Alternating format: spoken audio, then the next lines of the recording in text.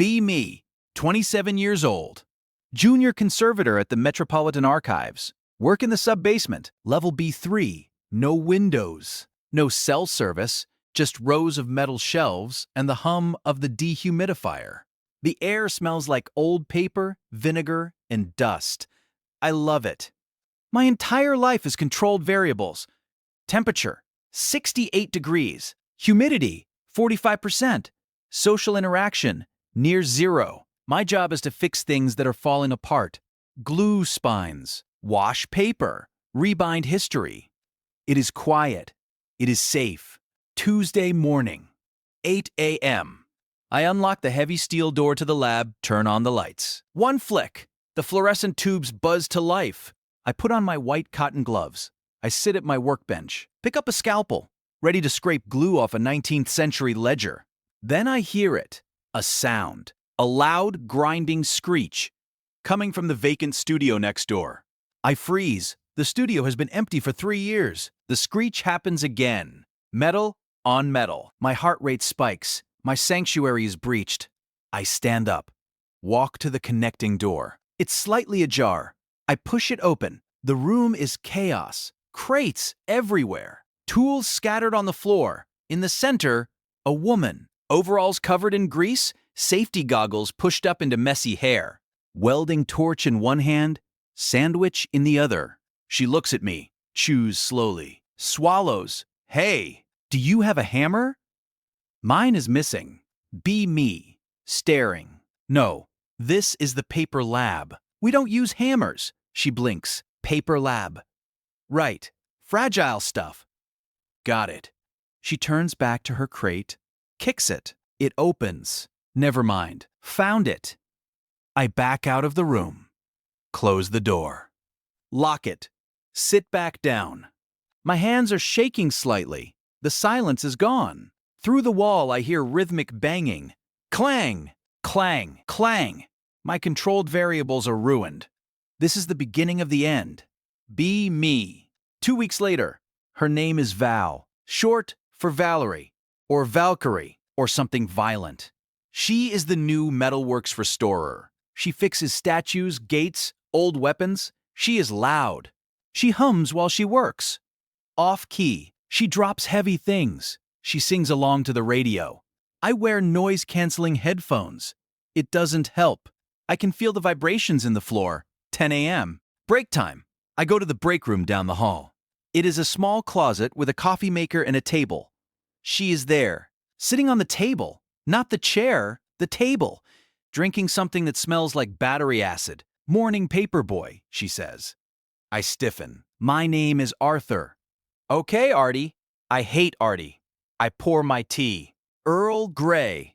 Precise temperature. She watches me. You move like a robot, she says. I am efficient, I say. You're stiff. You need to loosen up. Want a gummy worm? She holds out a bag of neon candy. No, thank you. Sugar is bad for the archives. Attracts pests. She rolls her eyes. Pops a worm in her mouth. You're fun. I can tell. I leave the room. My tea tastes bitter. I go back to my lab. Check the humidity monitor. It's spiked by 1%. I blame her. Be me. Month 2. The routine has shifted. I cannot stop it. She knocks on my door every morning at 9 o'clock. Coffee run. Want anything? No. She brings me a coffee anyway. Black. 2 sugars. I don't drink coffee with sugar, but I drink it because it is warm and the basement is cold. Tuesday. I am working on a map from 1750. Very delicate. The door opens. She walks in. She doesn't knock anymore. She is holding a rusted piece of iron. Look at this, she says. She puts the dirty rust on my clean stainless steel table. I gasp. Get that off. Contamination. She laughs. Relax. It's just a hinge. 18th century. Look at the scrollwork. I look. It is corroded. Ugly. But under the rust, I see the curve. It matches the scrollwork on the map I am fixing. It's Baroque, I say. Yeah, Baroque, like my bank account. She snorts at her own joke. I don't laugh. But the corner of my mouth twitches. She sees it. Aha! A reaction. The robot has feelings. She grabs the hinge. Rust flakes fall on my floor. Sorry about the mess, Artie. I'll sweep. She doesn't sweep.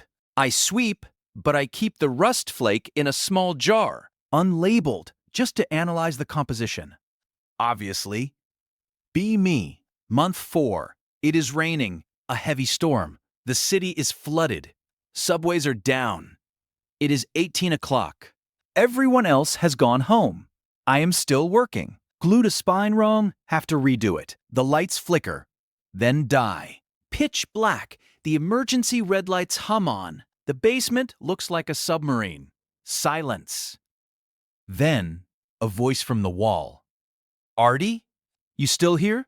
Yes, I call out. My torch went out. I'm scared of the dark. Her voice sounds small, unusual. She is usually a tank. Stay there, I say. I'm coming. I grab my flashlight. Walk to the connecting door. Open it. Her studio is full of shadows.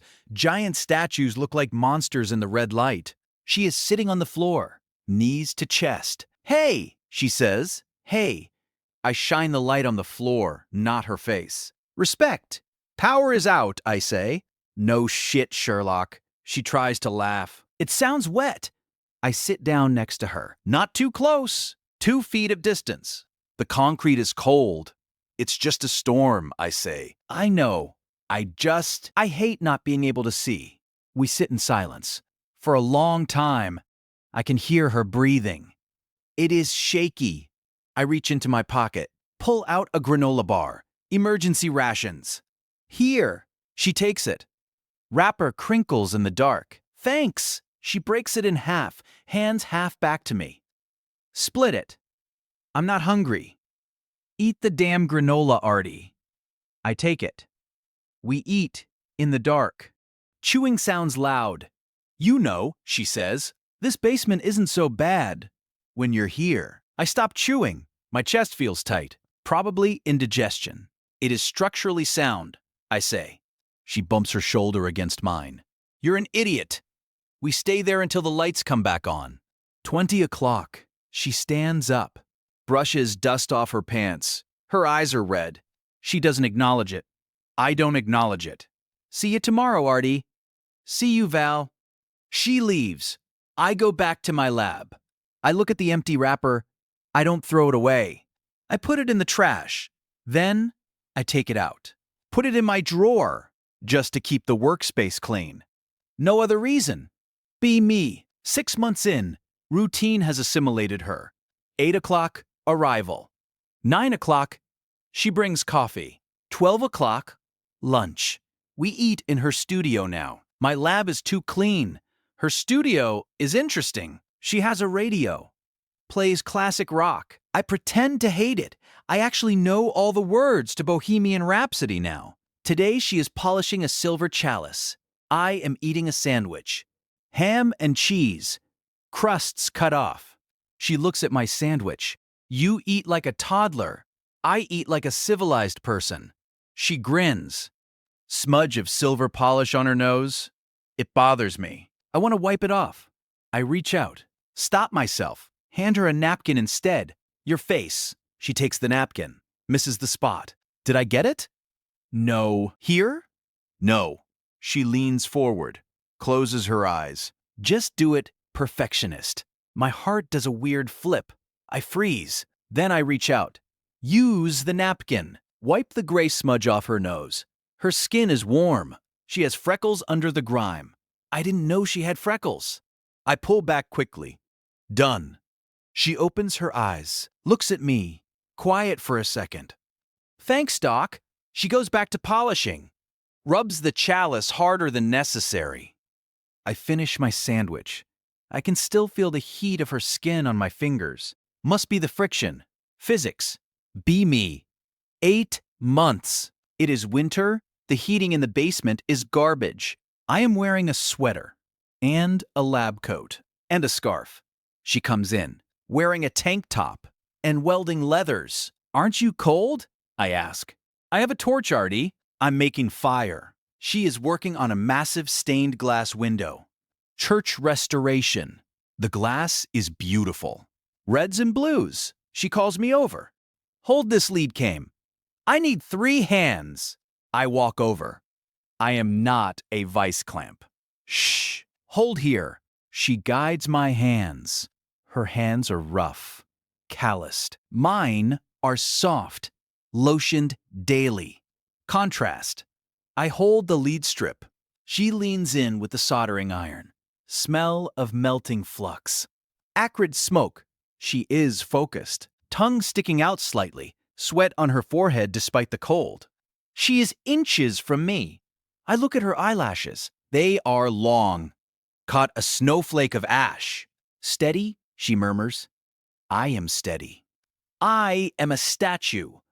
I don't breathe. Done? She pulls back, lifts her goggles, smiles. A big, wide, genuine smile. We make a good team. I just held a stick. Yeah. But you held it perfectly. She pats my cheek with a gloved hand. Leaves a soot mark. I don't wipe it off. I go back to my lab. Look in the mirror. The black smudge looks like war paint. I leave it there until 5 p.m. The security guard looks at me weird. I don't care. Be me. 1 year. It is a Tuesday. She is not there. No noise at 8 a.m. No coffee at 9 a.m. Silence. I try to work. Can't focus. The silence is too loud. Is she sick? Did she quit? Did she die? Rational brain says, sick. Irrational brain says, abandoned. I check my phone. I don't have her number. How do I not have her number? We have eaten lunch together for 200 days. I am a failure of a human being. I pace around my lab, reorganize my pencils by length, by color, by sharpness. Still anxious. 14 o'clock. I go to the administration office. The secretary, Mrs. Higgins. Where is Val? Mrs. Higgins looks over her glasses. Valerie? She called in. Flu. Relief. Physical wave of relief. Okay, thank you. Do you need her for something? No. Just silence. It's loud. That doesn't make sense. I leave. I go to the vending machine. Buy a bag of gummy worms. The neon ones she likes. I put them on her desk in the dark studio. Leave a note. Post it. For when you return. A. It feels illicit, like leaving a bomb. I run back to my lab. Be me. 3 days later. She is back, looking pale, coughing. But she is there. I hear the grinder start up. It is the most beautiful sound in the world. 9 o'clock. Knock on door. She comes in, holding the bag of gummy worms. You missed me. She sounds hoarse. I did not. The quiet was productive. She smirks, walks over to my desk, leans against it. You bought me candy, Artie. That's a love language. I feel my face getting hot. It was expiring. Vending machine clearance. Liar. She opens the bag. Eats a worm. Thanks. She looks at me. Intense. I missed you too. My apartment was boring. No one to annoy. I am glad to provide a service, she laughs. But then she coughs. A hacking cough. I stand up. Sit down. You are still sick. I pull my ergonomic chair over. Sit. I'm fine. Sit. She sits, spins in the chair. We stay there. I will make tea. I make her tea. Honey and lemon. I keep honey and lemon now, just in case. She drinks it, watches me work. We don't talk for an hour, just her spinning slowly in my chair, and me watching it document. It feels domestic, dangerous. I like it. Be me. Month 14. Late night. Deadline for an exhibition. We are both working overtime. 22 o'clock. Pizza boxes on the floor. We are tired. Delirious. She is lying on the floor of my lab, looking at the ceiling. Artie. Yes. What would you do if the library burned down? Save the Gutenberg Bible facsimile. No. I mean, what would you do with your life? I stop working. Think about it. I don't know. This is what I do. She rolls onto her side, props her head up. You could be a surgeon. You have the hands for it. Too much blood. You could be a watchmaker. Too small. You could be my assistant. She grins, sleepy grin. I would be terrible. I hate noise. You'd get used to it. You got used to me. True. Why do you ask? She sighs, rolls back. My contract is up in 2 months. Project is ending. The world stops. My scalpel slips. I nick the paper. Microscopic tear. Disaster. But I don't care about the paper. You are leaving? Maybe. Unless they find more funding. Or a new project. She sounds sad. Oh, yeah, oh. Silence. Heavy silence. Heavier than the door. I don't want you to leave, I say. Voice quiet. Almost whispered. She doesn't say anything for a long time. Then, I don't want to leave either. She sits up, crawls over to where I am sitting, sits by my feet, rests her head against my knee. Just rests it there. I freeze. Then I relax. I rest my hand on her head. Her hair is messy, soft. We stay like that. My hand on her hair. Her head on my knee. The hum of the dehumidifier. It is enough. It has to be enough. Be me. Month 15. The funding came through. She stays. I suspect she threatened the director with a blowtorch. I don't ask. We celebrate. She drags me to a bar. A dive bar. Sticky floors. Loud music. I hate it. But she is happy. She buys me a beer. To another year in the dungeon, she toasts. Clink. She drinks. Foam on her lip. She dances. Badly. Arms flailing. She pulls me onto the floor. Dance, Artie. I do not dance. Sway. Just sway. She puts my hands on her waist. Her waist is small. Firm. I sway. Awkwardly. She laughs. Leans in. Shouts over the music. You're not terrible. I am mathematically average. She looks up at me. Lights from the disco ball hit her eyes. She stops laughing, just looks. The air changes. Charged. She leans closer, stands on tiptoes. I stop breathing. Is this it? Is the variable changing? Then some drunk guy bumps into us. Watch it. The moment breaks. She steps back, flustered. Let's get out of here. It's too loud. Yes, too loud. We walk home. It is raining again. We share my umbrella, shoulders brushing. We don't talk. We don't need to. I drop her at her apartment. Night, Artie. Night, Val. She lingers at the door. Hey, yes. Next time, don't let the drunk guy interrupt. She winks. Disappears inside. Be me. Standing in the rain. Processing. Analyzing data. Conclusion. She wants to change the variables. Conclusion. I want to change them too. I walk home. I skip a puddle.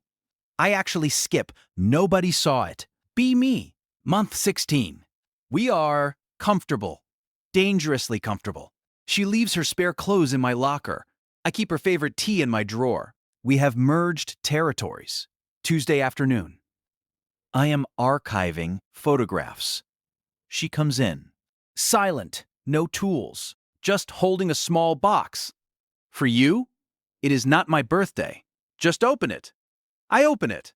It is a stained glass piece, small, size of a coaster. It is a book, made of glass, blue cover, white pages, and a tiny soldered pair of glasses on top. It is intricate, perfect. I made it from scraps, she says, looking at her boots. Shy? Val is never shy. It is beautiful, I say. It's silly. It is the best thing I own. I mean it. I put it on my desk, next to the microscope. Thank you. She shrugs. You fix history, Artie. I just wanted to make something new for you. She walks around the desk. Stands next to me. Can I ask you something? Yes. Why haven't you asked me out properly? Direct attack. No defense. I spin my chair to face her. I work in a basement. I am boring. I organize pencils. She rolls her eyes. And I smell like turpentine and set things on fire. We match. She grabs the lapels of my lab coat, pulls me in. Ask me out, you idiot. My brain buffers. Valerie, would you like to acquire dinner tonight? Acquire dinner. God, you're a nerd, she smiles. Soft? Yes, I would like to acquire dinner. She leans in, kisses me. Quick, taste of peppermint and coffee. My hands hover, then settle on her waist. Natural, like holding a book spine. She pulls back. Finally! She smooths my coat. Pick me up at 7. Don't be late. She walks out, sways her hips a little. She definitely did that on purpose. I sit there, touch my lips, look at the glass book. The basement is quiet, but inside my head, it is a symphony. Be me. 2 years later, senior conservator, still in the basement, still no windows, but the studio next door is always open. There is a new door installed between our rooms, a sliding glass door, stained glass, abstract pattern of books and gears. She made it. 12 p.m., lunchtime. She walks in, wearing my old sweater. It has paint on it now. She is holding 2 sandwiches, crusts cut off on one. Hungry, Artie? Starving. She sits on my lap, not the chair. My lap swivels us around. I found a cool dagger today, 16th century, covered in blood rust. Gross? Awesome. She takes a bite of my sandwich. Hey, that is mine. Property is theft. Communism, baby. She kisses my cheek, chewing. I sigh. I wipe the crumb off her lip. She catches my finger, bites it gently. Love you, robot. I look at her. Messy hair, smudge of dirt on her chin. The chaos to my order. I love you too, menace. She rests her head on my shoulder. We eat in silence. The dehumidifier hums. The lights buzz. The world above us rushes on. But down here, in the quiet, everything is exactly where it is supposed to be. My face when I realize I don't need to fix everything anymore. My face when some things are better when they're a little messy. My face when the variable became a constant.